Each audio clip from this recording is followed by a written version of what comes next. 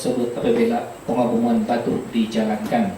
Amat bahaya sekiranya ampangan pecah karena banjir besar boleh berlaku dan ribuan nyawa dalam bahaya. Air terdahan juga turut mencemari dengan mabuk kuari dan boleh menjejaskan kesehatan penduduk kampung. Selain itu, Jabatan Pendidikan Penampang sudah mengesahkan sebuah sekolah menengah bakal dibina berhampiran kuari tersebut dan ini boleh membahayakan kesehatan pelajar. Jadi itu udah punya latar belakang lah. Jadi saya tidak perlu untuk memindahkan masa, saya tidak perlu memanggil ketua kampung dan pengurusi untuk ini kan tentang isu kuari ini. Atau ada tambahan? Ini kuasi ini isu kuari lah terus. Ada tambahan selain daripada yang inilah tentang kemuskilan pecah, abuk dan sebagainya lah. Oke. Pengurusi mana menyatakan ya sudah terang, jadi oke. So kita akan jemput sebab ini berkaitan dengan empangan dan satu isu yang dibangkitkan adalah pengaboman lah batu dan jangan pecah. Jadi bersama kita pada pagi ini, of course, saudara dari pengurus besar Notorious Quarry Sendirian berada ada. So ada beliau dari sini, tapi sebelum beliau membuat penjelasan, barangkali ada dari penduduk ingin bertanya khusus tentang Quarry Notorious. Silakan. Oke, siapa ini? Si Beros. Ya, selamat pagi sekali lagi. Nama saya Beros Agusin, mewakili penduduk Moyok dan khususnya di bahagian Babagon yang melibatkan empangan Babagon dan tidak ketinggalan juga ya berhampiran dengan Notorious. Kita balik kepada Notorious Quarry Sendirian Beraja mengucapkan tahniah kepada pemilik berbanding dengan Togudon karena pemilik gentleman datang untuk berhadapan dengan penduduk.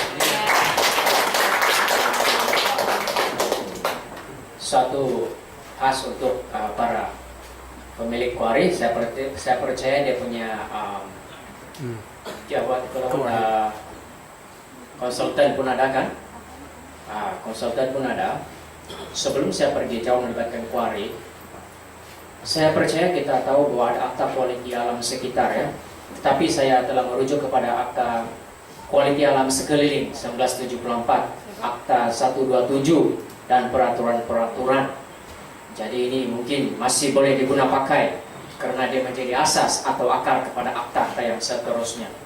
Section 24 mengatakan sekatan mengenai pencemaran tanah tani, melainkan jika dilesenkan, tiada sebara seorang pun boleh mencemarkan atau menyebabkan atau membenarkan dicemarkan mana-mana tanah tani atau permukaan mana-mana tanah dengan melanggar syarat-syarat yang boleh diterima yang ditentukan di bawah Section 21, itu activity.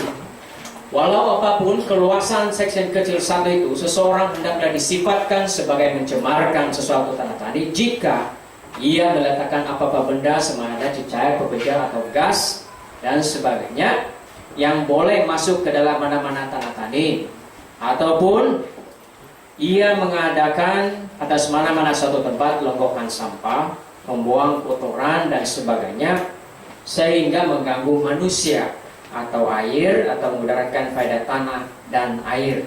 Nah, Section 25 khusus kepada quarry. Saya minta maaf, saya terpaksa guna ya Tuan Rio, tanpa menghatikan keluasan kecil Section 1 itu ya, meletakkan apa-apa buangan di atas atau mana perairan sesuatu tempat di mana buangan ini boleh masuk ke mana-mana perairan. B. Meletakkan apa-apa buangan dalam sesuatu keadaan di mana buangan itu jatuh, turun, mengalir sejak dihanyutkan, ditiup atau meresap atau mungkin jatuh, turun mengalir ke dalam perairan. Terus dari ya. Jadi akta ini melibatkan ya yang mengikat segala aktiviti bisnis. Jadi di sini telah diberitahu bahwa kuari itu dekat saja, 1 km atau 1 km lebih sedikit saja. Persoalannya, bagaimana ianya boleh diluluskan kuari itu? Soalan terdahulu sebelum itu ialah ada betul activity kuari. Dan yang seterusnya, kita mau tanya dengan pegawai kerajaan yang ada, apakah lesen-lesen yang telah diberi, and how come you all can obtain the license if the quarry is about 1 km or less than 2 km? Jalan kaki itu dekat. Macam mana boleh ada lesen? Silakan. Oke, terima kasih saudara Mairus yang saya pikir dia punya suara tenaga teknikal, saya sendiri khusus sama tangkap. Dia sebut bahasa perundangan dan beberapa fakta. Jadi saya kalau teknikal ini saya ini orang biasa saja. Jadi barangkali ada pihak ada kawan-kawan sini yang beri penjelasan lah satu isu tentang listen. Siapa kalau ini? Dia hanya inilah untuk penjelasan dan saya tidak menjanjikan datanya. Terima kasih Tuan Fungsi. Dan termasuk juga soalan ataupun yang dipakai Ci Verus tadi lah. Saya ingin jawab yang dia utarakan dulu lah tadi kan, dan sekiranya ada soalan teman kita akan jawab. Pasal yang notorious quarry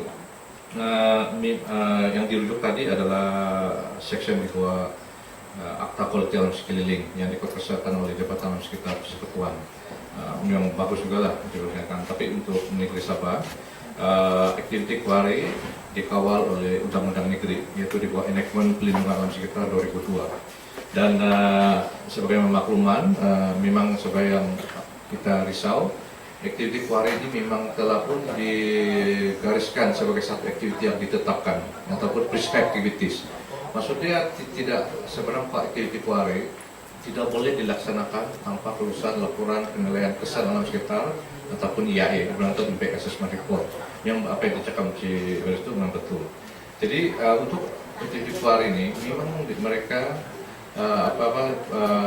ini pemaju ataupun yang pemohon, mereka perlu melatih perunding alam sekitar untuk menjalankan kajian alam sekitar dan mengumpulkan laporan IAE ini kepada jabatan yang akan dinilai bersama-sama dengan semua jabatan kritikal yang berkaitan seperti jabatan Mineral Geoscience, pengairan, GID, pejabat tanah, dan semua yang berkaitan. Tapi di situ seperti dikatakan tadi, isu kita tidak mau apa-apa aktiviti yang diserahkan itu mencemarkan alam sekitar ataupun memberi kesan yang negatif atau signifikan kepada penduduk sekitar. Memang itu sebagai dalam undang-undang memang sudah jelas dan memang prosedur dia memang sudah memang betul. Dan memang untuk activity quarry notorious ini dia telah pun melalui proses seperti saya bilang tadi, dan antara isu yang dijelaskan tadi itu yang di kerisauan penduduk memang kita sudah tengok, memang sudah dibincang dan dikaji, terutama macam habuk, pencemaran sungai, memang itu kita sudah tengok. Dan maksudnya bukan quarry dia cadang dia buat ini kita bilang kita setuju. Kita hanya berdasarkan apa yang dia boleh buat, kita hadkan dia apa yang dia boleh buat, apa yang dia tidak boleh buat. Bukan maksudnya dia sepahati saya pergi potong itu bukit, dia buang tanah di sungai, itu tidak. Jadi bila kita luluskan pun kita letakkan syarat-syarat yang yang detail dan ketat. Apa dia buat tidak buat. Kalau dia tidak laksanakan, kita akan ambil tindakan. Dan even jabatan yang memberikan lesen, pejabat tanah boleh membatalkan lesen tersebut. Itu memang sudah tersedia. Jadi yang isu antara isu yang tadi yang jelas saya tengok tadi adalah berkenaan dengan impact kepada struktur bukan babagon. Semua pun risau, sehingga tekan saya sekali siapa-siapa yang di hilir downstream, hilir kan, semua akan terjejas. Kan?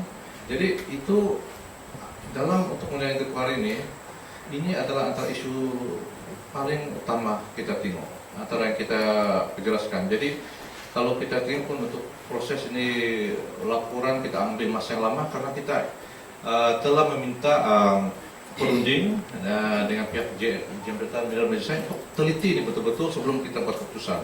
Tapi yang detailnya nanti kita akan minta dia punya jurutera dengan PJMG untuk jelaskanlah yang tentang yang blasting. Tapi memang ini antara isu yang kita telah concern kita sebelum kita buat keputusan. Jadi ini nanti kita minta yang pihak jabatan berkaitan untuk memberi penjelasan. Oke, itu setakat dari saya.